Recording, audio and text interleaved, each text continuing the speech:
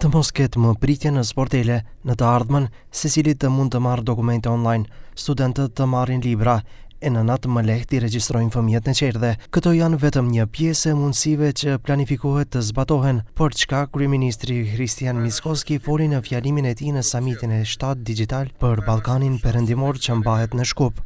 Tha se ky është fillimi i një revolucioni digital dhe paralajmëroi se deri në fund të mandatit të gjitha shërbimet publike të jenë të qasshme online. Секој граѓанин ќе има свој дигитален идентитет и пристап до сите институции преку мобилен телефон.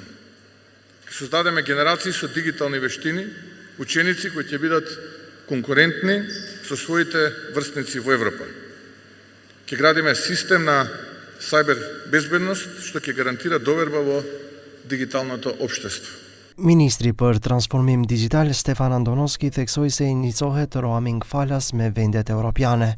Поттикнати од регионалниот совет за соработа КРСС, ние работевме на заедничка декларација која што ќе повика кон Европската унија и кон сите наши соседи да овозможиме иницијативата роаминг како дома, да ги намалиме трошоците за дата, трошоците за телефонски разговори и SMS пораки на граѓаните од Западниот Балкан низ цела Европа.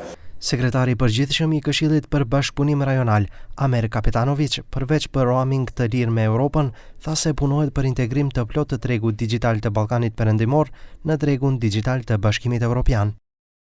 Radimo takođe na uspostavljanju digitalnih novčanika na Zapadnom Balkanu, povezivanju digitalnih novčanika, odnosno te vrste interoperabilnosti unutar Zapadnog Balkana i na kraju cilj nam je da se uvežemo sa zajedničkim digitalnim tržištem Evropske unije.